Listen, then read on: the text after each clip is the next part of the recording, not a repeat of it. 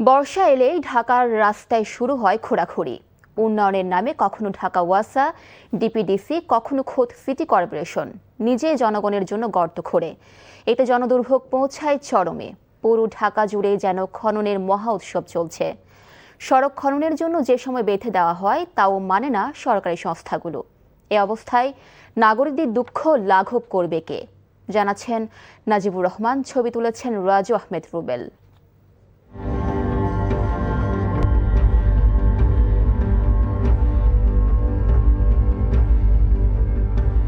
নগরীর অনেক এলাকা আছে যেখানে বেশিরভাগ সড়কের অবস্থা এমন। দীর্ঘদিন ধরে চলা সড়কের এই খোঁড়াখুড়ি যেন শেষ হবার নয়। সড়ক ছেড়ে ফুটপাত দিয়ে হাঁটবেন সেই সুযোগও নেই। বেশিরভাগ ফুটপাতে উকি দিচ্ছে মৃত্যু ফাঁদ। ঢাকার মালিবাগ, ধানমন্ডি, পুরান ঢাকার অনেক সড়কে চলছে সংস্কার কাজের নামে খোঁড়াখুড়ি। নির্দিষ্ট সময় পেরিয়ে গেলেও সেই কাজ এখনও শেষ করতে পারেনি ঢাকার 2 সিটি কর্পোরেশন।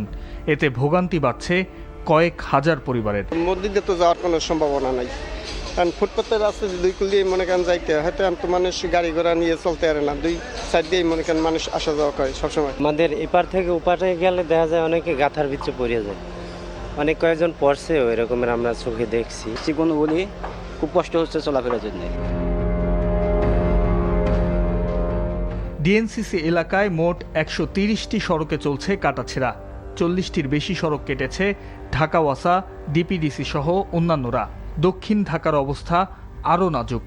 প্রায় 150 সড়কে কাটাছেঁড়া হয়েছে সরকারি সংস্থাগুলোর উন্নয়ন কাজে। সড়কে খোঁড়াখুড়ির কাজ শুরু হলেও সময় মতো তা শেষ হয় না।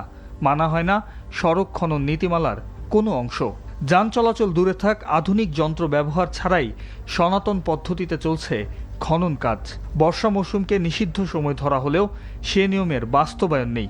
প্রশাসকরা জানালেন তাদের অসহায়ত্বের কথা। সেধেও বিষ খেতে হয়, এরকম একটা অবস্থা। মানে রোড কাটিং এর এই বিষয়টাতে, বিশেষ করে ওয়াসার এটা নিয়ে আমরা খুব প্রবলেমে আছি। কাজের ধীরগতি হয় এবং ধীরগতি হওয়ার জন্য জনগণের একটা ভোগান্তি চরম পর্যায়ে নেমে আসে এবং সব জবাবদিহি করতে হয় সিটি কর্পোরেশনের।